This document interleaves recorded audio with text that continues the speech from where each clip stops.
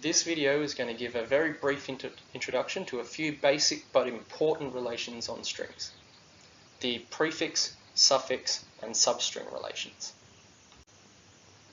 The only things you'll need to remember for this are what a string is, just a sequence of symbols from some alphabet, and what a relation is.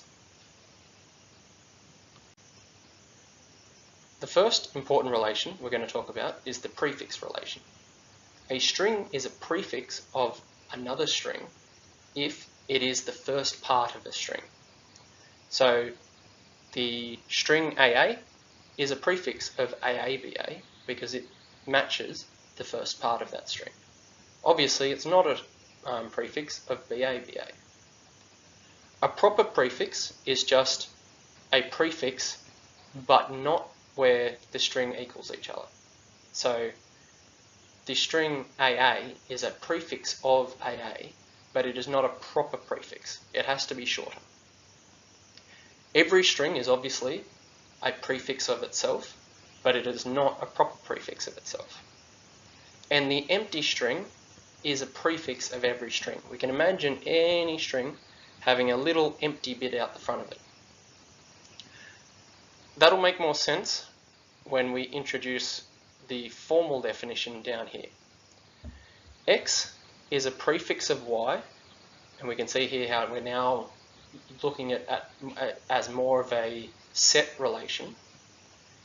It is a prefix of Y if there is some W in the alphabet that we care about, some string that we can make from the alphabet, sigma, that we care about, so that we can write Y as being X followed by that string. So basically we can see that X is the first part of Y. Now we can see that this now makes sense as to why epsilon here in X will always work, because we can always write any string as epsilon followed by itself. So because Y can clearly be written using the alphabet we're talking about, because it's one of the strings from that alphabet, then clearly we can write it as Y equals epsilon Y. These next two slides are basically the same sort of idea, so they'll be a little bit faster. A suffix is just like a prefix, but where we're talking about the end of a string. So BA is a suffix of AABA, but it's not a suffix of BABB. Again, proper suffixes are just ones that are not equal to the actual string itself. So strings are not a proper suffix of themselves. Just like with the prefix, we can clearly see that every string is a suffix of itself. And by the same reasoning that we applied just before, the empty string is a suffix of every string.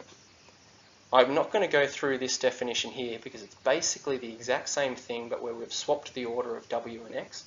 But it might be worth pausing here and just making sure that you understand what's going on here. Substrings are like having prefixes or suffixes, but without a requirement for it occurring at a particular position in the string. So a substring is just a string, X is a substring of Y if we can find X somewhere in Y. So this is like that pattern matching problem that we talked about in the last video. So we can see here that the single symbol string A is a substring of BABB, but not a substring of something that contains only B's. Obviously, proper substring is just like proper suffix and proper prefix. It is something that is a substring, but not of just the same string itself. So no string is a proper substring of itself.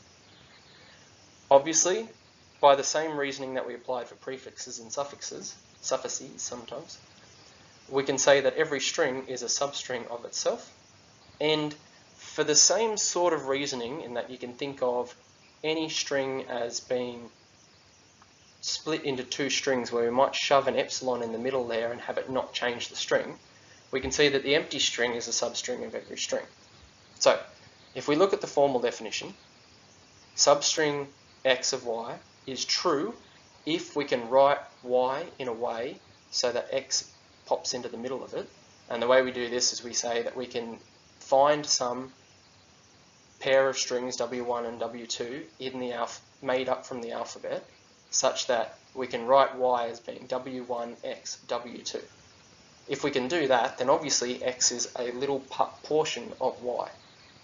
And now we can see that if we replace x with the empty string, we just see that it will satisfy as long as there is some way of writing y as w1, w2.